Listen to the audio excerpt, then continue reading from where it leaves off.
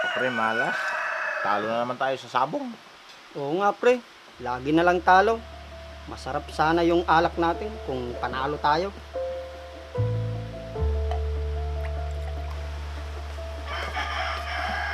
Tay, pwede ba akong makahingi ng pera?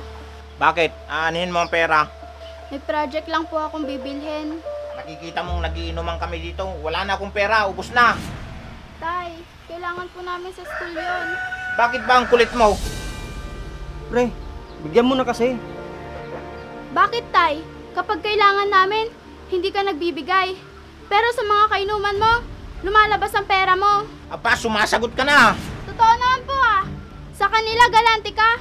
Pero sa amin ni nanay, hindi mo mabigay ang mga kailangan namin. Pre, hayaan mo na lang yung anak mo.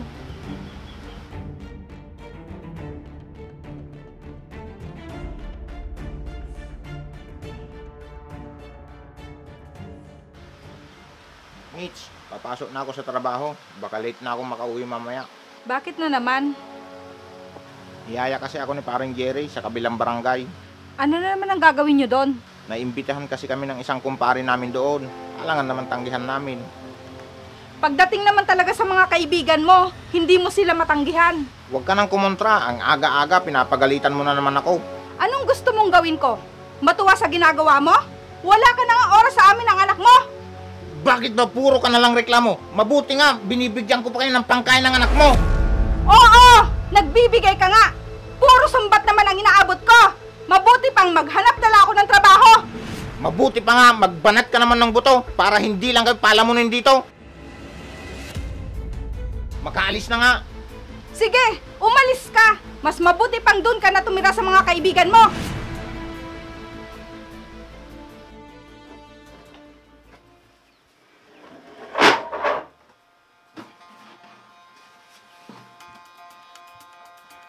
Ano? Lasing ka na naman? Inuubos mo lang ang pera mo sa alak na yan! Ano bang pakialam mo? Ganyan ka naman eh! Wala akong pakialam?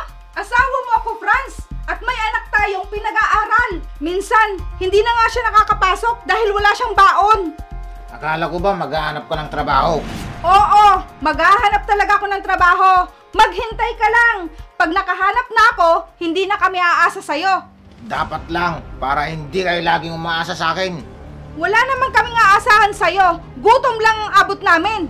Eh di maghanap ka ng lalaking magpapalamon sa inyo. Sige, lumayas kayo, alis! Tandaan mo yan, Franz! Huwag mo sanang pagsisihan ang lahat ng ginawa mo sa amin na anak mo! Dami mo pang sinasabi.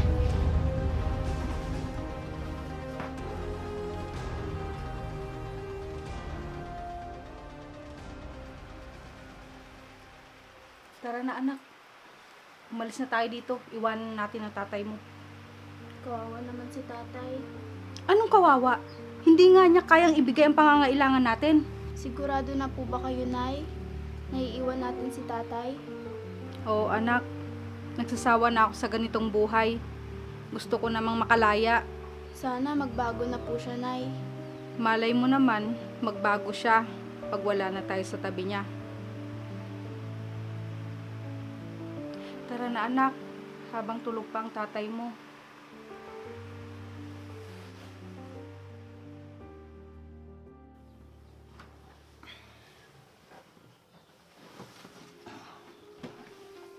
Mitch! Mitch!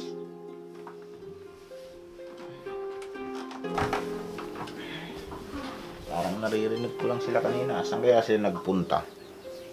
Mitch! Rachel!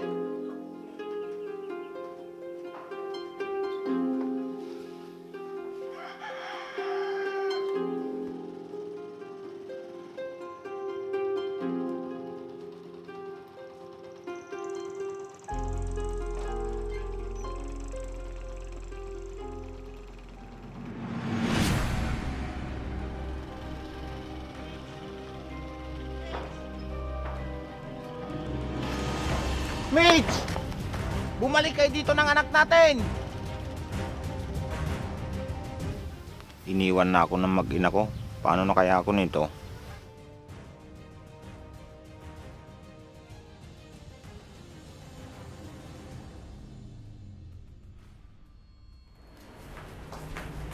Nay, ano pong ginagawa niyo?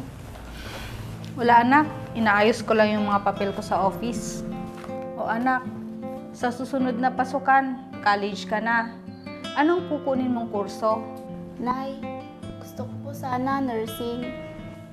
Sige anak, hayaan mo. Magsisikap pa ako para makapagtapos ka. Salamat po, Nay. Oh, bakit bigla kang nalungkot? Naisip ko po kasi si tatay, Nay. Ano na kaya ang buhay niya ngayon? Hindi ko alam anak, wala na akong balita sa kanya. Nay, nagpus yung kainuman ni tatay. Ano kaya nangyari kay tatay? Patingin nga ako.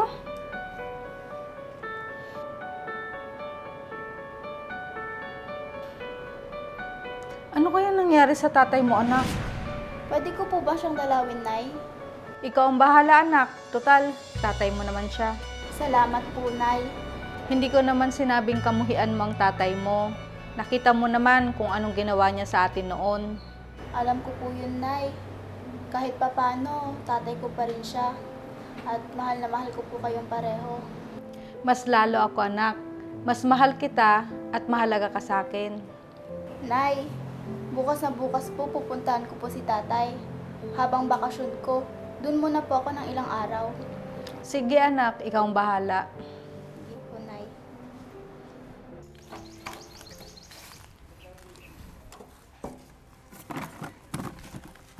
Pare, nakita kaya ng mag-ina ko yung pinost mo? Siguro pre, nakita na yon. Sana nga pre, para naman mapasyalan nila ako. Kaya nga pre. Sige pre, may iwan mo na kita dyan. Gagawin lang ako sa loob. Sige pre.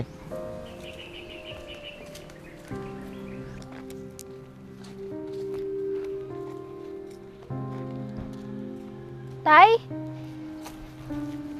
Tay! Anak! Tay, mano po? Kamusta na po kayo? Ito anak, baldado na. Upo ka muna.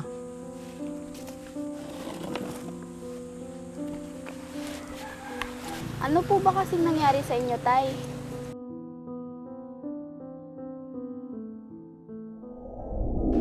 Si Mitch nga to. Dito pala siya nagtatrabaho. Ano ginagawa mo dito, Franz? Bakit nandito ka? May nakapagsabi sa akin kasi na dito ka nagtatrabaho. Oo, matagal na. Mitch, bumalik na kayo ng anak mo. Magsimula tayong muli. Hindi na, Franz. Ayos na ang buhay namin. Masaya na kami kahit wala ka. Paano naman ako? Nagbago na ako. Iniwasan ko na yung mga bisyo ko. Mabuti naman kung ganun. Kung hindi ka pa namin iniwan, hindi ka pa matatauhan. Nagsisisi na ako sa mga nagawa ko sa inyo. Huli na ang lahat, Franz. Hindi na kami babalik sa'yo. Parang awa mo na, Mitch. Mitch! Diyos ko, patawarin niyo po ako sa mga nagawa ko sa mag-ina ko. Ibalik niyo na po sila sa akin.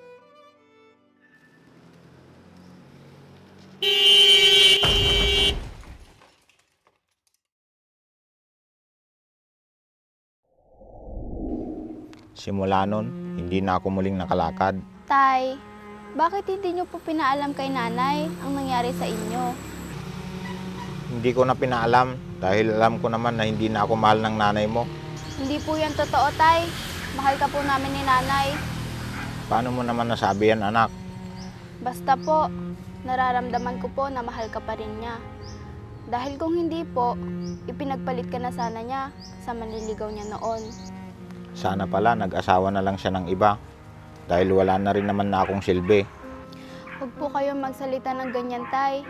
Baka may ibang paraan pa para makapaglakad kayo. Di ko alam, anak. Hayaan niyo po, Tay. Dito na muna po ako ng ilang araw para maasikaso kayo. Salamat, anak.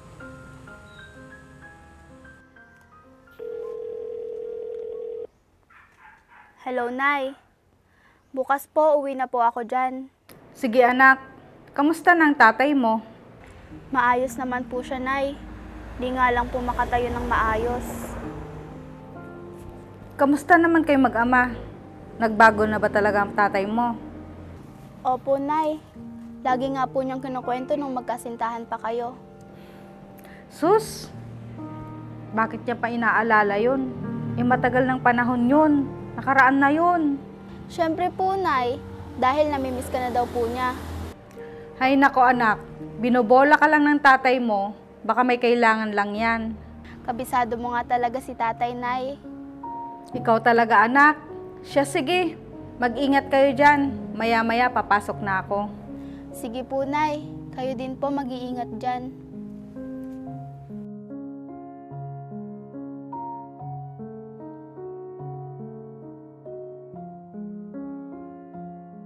Tay, kamusta na po yung pakiramdam nyo? Hindi po ba kayo nagugutom? Hindi pa naman, anak. Mitch, Nay? Nay? Mano po? Ba't po kayo nandito, Nay? Wala, naisip ko na sunduin na lang kita. Baka mahirapan kang umuwi. Tara, Nay, punta natin si Tatay.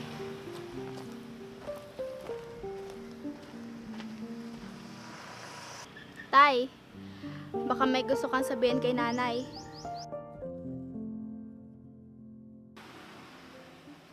Mitch, pwede bang magkabalikan tayo para sa anak natin? Sige, Nanay, pumayag ka na po. Ano ba anak? Huwag kang mag-alala, Mitch. Nagbago na ako simula nung iniwan niyo ako. Mabuti naman at natauhan ka na. Oo, hindi ko naisip na malaki ang pagkukulang ko sa inyo noon. Nasa huli talaga ang pagsisisi.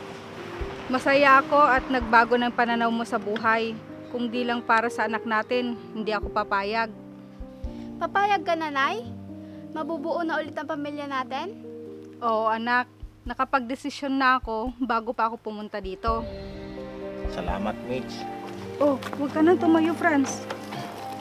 Hindi na ako papayag na magkakahiwalay pa tayong muli.